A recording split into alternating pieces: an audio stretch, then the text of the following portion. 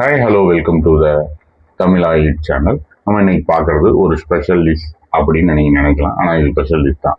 இது வந்து எண்ணெய் கத்திரிக்காய் குழம்பு. எண்ணெய் கத்திரிக்காய் குழம்புக்கு தேவையானது கத்திரிக்காய், தக்காளி, பல்லாரி, பெரிய உள்ளி, சின்ன உள்ளி, கொஞ்சம் கருவேப்பிலை தழை, அதுக்கப்புறம் மசாலாவுக்கு வேர்க்கடலை, அதுக்கப்புறம் மிளகு, மல்லி, வெந்தயம், தண்ணியில் ஊறப்பட்ட புளி. இப்போ நம்ம என்ன பண்ணோம்னா அதுக்கப்புறம் மல்லி இலை, மல்லித்தூள், வத்தல் பொடி. சரிங்களா? இப்போ நம்ம என்ன பண்ண போறோம்னா இதுக்கு வந்து இப்போ எண்ணெய் கத்திரிக்காய்க்கு மசாலா ரெடி பண்ணுறதுக்கு நம்ம எடுத்துக்கிடக்கூடியது கடலை, மிளகு, சீரகம், வெந்தயம், தண்ணியில் ஊற வச்ச புளி, அதுக்கப்புறம் மல்லிப்பொடி, வத்தப்பொடி. நம்ம இது எல்லாத்தையும் ஒரு மிக்சியில முதல்ல நம்ம கிரைண்ட் பண்ணி வச்சுக்கலாம். அதுக்கு முதல்ல நம்ம கடலைய எல்லாத்தையும் நம்ம சொன்ன அந்த மசாலா ஐட்டத்தை கூட முதல்ல சட்டியில போட்டு வறுத்துக்கலாம். முதல்ல இப்போ நம்ம என்ன பண்ண வேண்டியது, அடுப்பை ஆன் பண்ண போறோம். இப்போ நம்ம அடுப்பை ஆன் பண்ணியாச்சு. ஆன் பண்ணி சூடானதுக்கு அப்புறம் நம்ம போடக்கூடியது கடலை. இப்போ சட்டி நல்லா காஞ்சிட்டு நம்ம முதல்ல இதுல கடலையை போட்டுக்கலாம். நல்லா போட்டு கடலையை நல்லா வறுத்துக்கலாம்.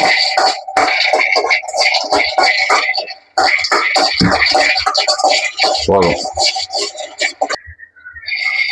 கடலையை நல்லா வறுத்துக்கலாம். அது நன்னுச்சுன்னா உருட்டி எடுத்துக்கணும். கடலையை நல்லா வறுத்துட்டு நம்ம அதை தனியாக ஒரு பாத்திரத்துல நம்ம இப்போ இதை எடுத்து வச்சுக்கலாம்.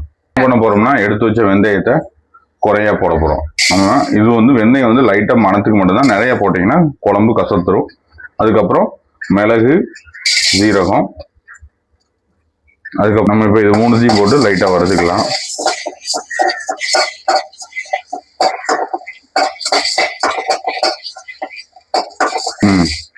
இப்போ நம்ம இது வறுத்துக்கிட்டு இருக்கும்போது இதுல இருந்து ஒரு ஸ்மெல் வரும், எல்லாம் சேர்ந்து வறந்த மாதிரி ஸ்மெல் வரும்.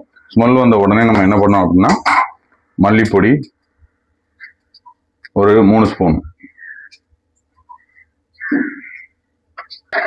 மல்லிப்பொடி, வத்தப்பொடி,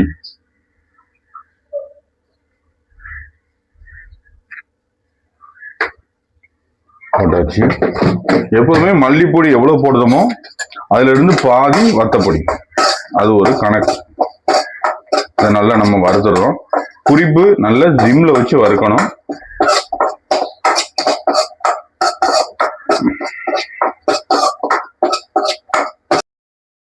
இதை வறுத்தாச்சு. வறுத்துட்டு அதுக்கப்புறம் நம்ம அந்த வறுத்து வச்ச கடலைய இது கூட சேர்த்துட்டு லைட்டா மறுபடியும் ஒரு கிண்டு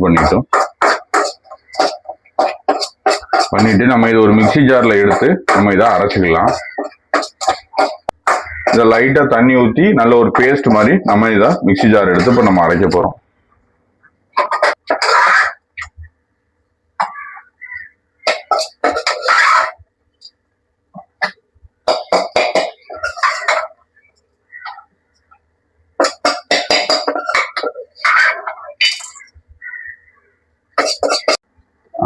இப்போ நம்ம இதை பேஸ்ட் மாதிரி நல்லா அரைச்சாச்சு. அரைச்சிட்டு நம்ம இப்போ காய்கறிகளை வெட்டக்கூடிய வேலையை பார்ப்போம். அதுக்கு முதல்ல நம்ம சாப்பிங் போர்டு எடுத்துக்கலாம். எடுத்து நம்ம கத்திரிக்காவை இதுக்கு கொஞ்சம் வித்தியாசமா மற்ற காய்கறி வெட்டுற மாதிரி வெட்டக்கூடாது. இதை கொஞ்சம் நம்ம இந்த கத்திரிக்காவை நம்ம எப்படி போடணும் நல்லா பாருங்க. காம்புல இங்க பாதி வெட்டிக்கணும். வெட்டிக்கிட்டு அப்புறம் இது பின்புறத்தை என்ன செய்யணும்னா இந்த பக்கம் இப்படி ஒரு கட்டு, அதுக்கப்புறம் இப்படி ஒரு கட்டு, இப்படி கட் பண்ணிக்கணும். உள்ள பூச்சி எது இருக்கான்னு பார்த்துக்கோங்க. அதுக்கப்புறம் மறுபடியும் இன்னொரு கத்திரிக்காய் எடுத்து இப்படி ஒரு வெட்டு, கீழே லைட்டா ஒரு கோடு, மறுபடி 4 பக்கம். இது எதுக்குன்னா மசாலா நல்லா உள்ள இறங்குறதுக்கு, வேற ஒண்ணும் இல்லை. நம்ம இப்ப என்ன பண்ண போறோம்னா இந்த கத்திரிக்காவை நம்ம ட்ரீட் பண்ண போறோம். ட்ரீட்னா என்னன்னா நீங்க நினைக்கிற மாதிரி இல்லை. ட்ரீட்டு இந்த மசாலாவை எடுத்து இந்த கத்திரிக்காயில எல்லா இடத்துலையும் படுற மாதிரி நம்ம தேய்க்க போறோம்.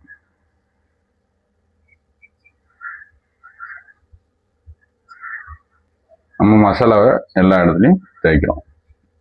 முக்கியமா அந்த கார்னர் உள்ள போகணும். பண்ணியாச்சு.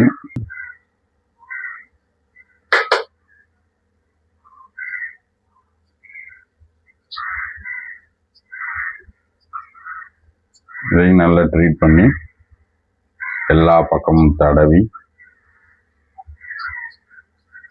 வச்சுக்கலாம். மறுபடியும் இன்னொரு கத்திரிக்காவை எடுத்து இப்ப நம்ம கத்திரிக்காவை நம்ம நல்லா ட்ரீட் பண்ணியாச்சு. இப்ப இதை கொஞ்சம் ஆயில்ல நம்ம கொஞ்சம் இதை போட்டு எடுக்க போறோம். அதுக்கு நம்ம என்ன பண்ணிருக்கோம்னா நல்லெண்ணெயை வச்சு நம்ம இதை ட்ரீட் பண்ண போறோம். அதுக்கு முதல்ல நம்ம அடுப்பு ஆன் பண்ணி சட்டியை சூடு பண்ணிக்கலாம்.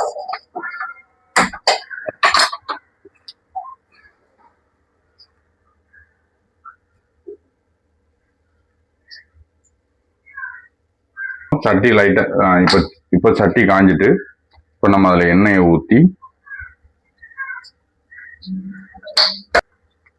எண்ணெய் கத்திரிக்காய்க்கு நம்ம எண்ணெயை ஊத்தியாச்சு. இப்ப இந்த கத்திரிக்காவை இதுல போட்டுடலாம். போட்டுட்டு ஒரு வதக்கு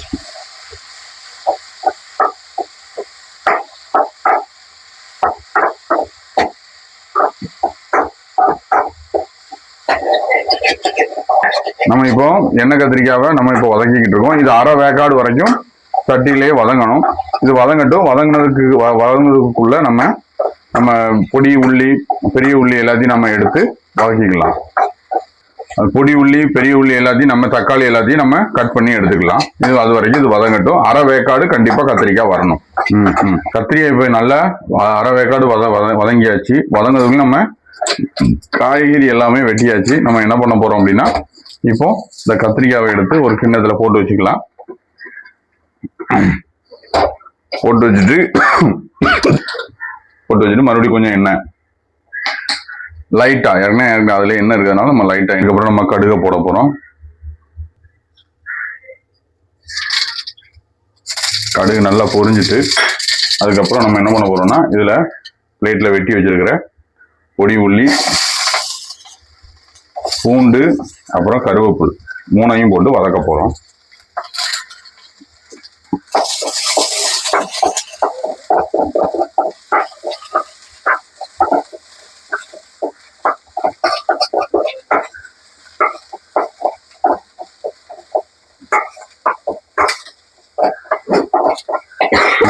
வதக்கிட்டு இந்த பொடி உள்ளி பூண்டு கருவேப்பிலை எல்லாம் லைட்டா வதங்கினதுக்கு அப்புறம் நம்ம வெட்டி வச்ச பல்லாரியை போட போறோம். பல்லாரியை போட்டாச்சு.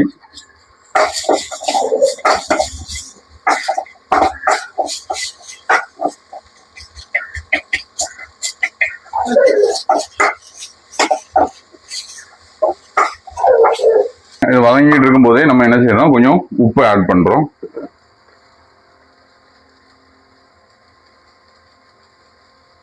உப்பு ஆட் பண்ணியாச்சு.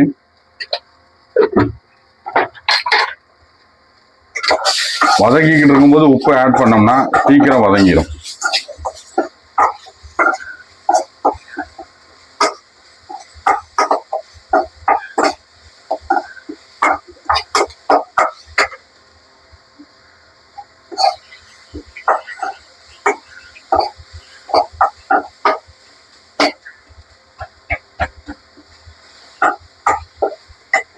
நல்லா வதங்கிட்டு வதங்கினதுக்கு அப்புறம் நம்ம வெட்டி வச்ச தக்காளி ஆட் பண்ணிடுவோம்.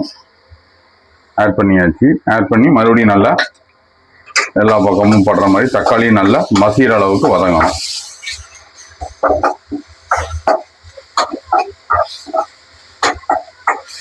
இப்போ சீக்கிரம் மசிய வைக்கணும் அப்படின்னா என்ன பண்ணணும்னா அடுப்பை லைட்டா கொஞ்சம் குறைச்சி வச்சுட்டு ஒரு தட்டை எடுத்து மூடிட்டோம்னு வச்சுக்கோங்க. டக்குன்னு தக்காளி நல்லா மசிஞ்சிடும். கத்திரிக்காய் தக்காளி உள்ள நல்லா மசியட்டும். மசியறதுக்குள்ளே நம்ம என்ன பண்ண போறோம்னா புளியை கரைச்சி வச்சிருக்க தண்ணியை நம்ம புளியை நல்லா கரைக்க போறோம். இது ரொம்ப முக்கியமான பாயிண்ட், நல்லா பார்த்துக்கோங்க.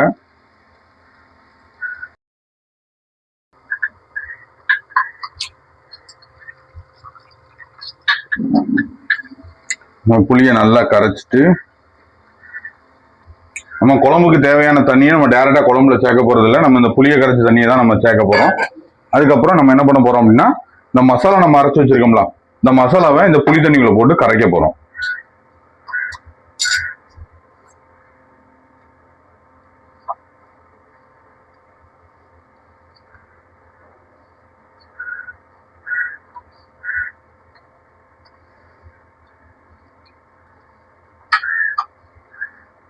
மசாலாவை நல்லா அந்த தண்ணியில கரைச்சிக்கோங்க.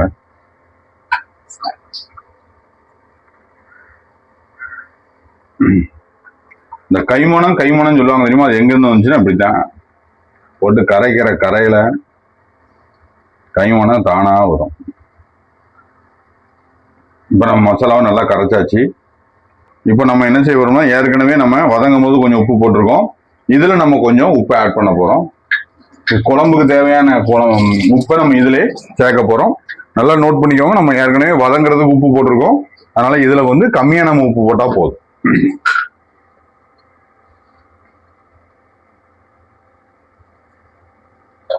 உப்பு போட்டாச்சு. தக்காளியை வதங்க விட்டோம்னா, இப்போ நம்ம அதை ஓப்பன் பண்ணி பார்த்துட்டு நம்ம மசாலாவை ஆட் பண்ணிடலாம். நல்லா மசிஞ்சிட்டா தக்காளி நல்லா மசிஞ்சிட்டு லைட்டா ஒரு கிண்டி விட்டுட்டு நம்ம கரைச்சி இது கூட சேர்த்துருவோம்.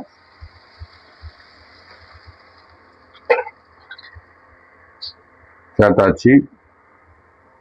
இந்த கலக்கி ஊத்தணுமா?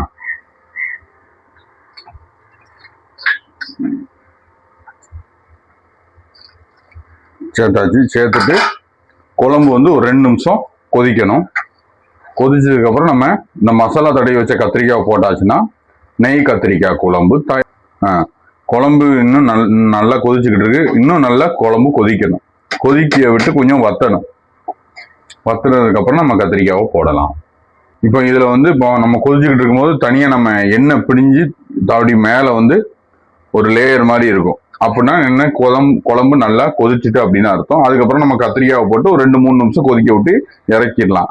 கத்திரிக்காய் வந்து நம்ம ஏற்கனவே அரை வேக்காடு நம்ம கொதிக்க வச்சது போட்டு மசாலா போட்டு நல்லா வறுத்ததுனால நம்ம கத்திரிக்காவை ரொம்ப நேரம் வேக வைக்கணுங்கிற அவசியம் இல்லை. இப்போ குழம்பு நல்லா இருக்கும், கொதிச்சுக்கிட்டு இருக்கும்போது நம்ம என்ன செய்யறோம்னா, இந்த எண்ணெய் கத்திரிக்காவை இந்த குழம்பு கூட நம்ம சேர்க்கிறோம்.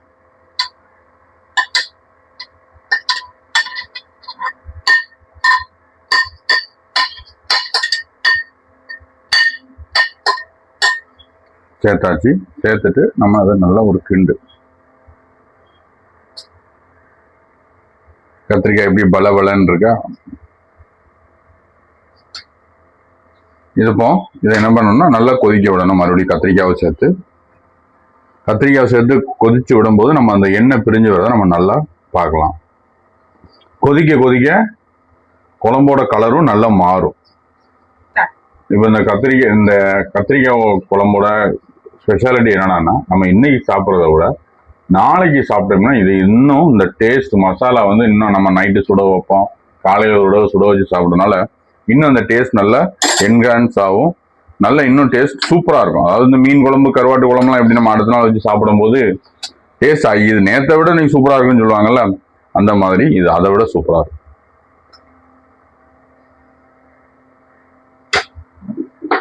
இந்த மாதிரி குழம்பு எப்படின்னா, நம்ம நல்லா கொதிக்க அடுப்பை குறைச்சி வச்சு நல்லா கொதிக்க விடும்போது மசாலா வந்து எல்லா இடத்துலையும் சமமா கிளியரா இருக்கும். குழம்பு நல்லா கொதிச்சு வந்துட்டு இப்ப நம்ம குழம்பு இப்போ அடுப்பு ஆஃப் பண்ணி அதை மூடி வச்சிட்டோம்னா கத்திரிக்காய் வந்து ஓபன் பண்ணி கத்திரிக்காய் குழம்பு ரெடி. நம்ம இதை வந்து ரெடி பண்ணியாச்சு. நம்ம ஆபீஸ் கிளம்பி கத்திரிக்காய் சாப்பாடு எப்படி இருக்குன்னு ஓகே. நம்ம தொட்டுக்கிட்ட என்னெல்லாம் வச்சிருக்கோம்னா, ஒரு அப்பளம், ஒரு 6 ஆம்லேட். நம்ம இப்ப அதை டேஸ்ட் பார்த்துடலாம்.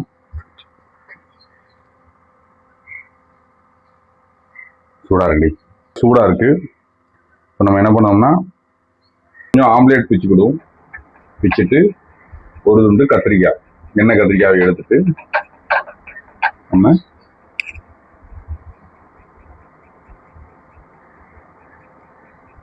கத்திரிக்காய் நல்லாவே வெந்திருக்கு, நல்ல ஸ்ப்ரேயா இருக்கு.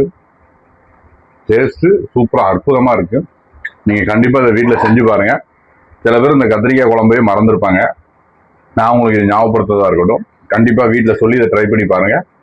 வாழ்க்கையில மறக்கவே மாட்டீங்க அந்த மாதிரி குழம்பை. திரும்ப கேட்க தூண்டும் ஒரே குழம்பு நெய் கத்திரிக்காய். இந்த மாதிரி சமையல் டிப்ஸுக்கு, நல்ல சமையலுக்கு நீங்க பார்க்க வேண்டிய சேனல் தமிழா ஈட்ஸ். தொடர்ந்து பாருங்க, லைக் பண்ணுங்க, சப்ஸ்கிரைப் பண்ணுங்க, கமெண்ட் பண்ணுங்க, ஷேர் பண்ணுங்க. Thank you. Good day for all. Thank you.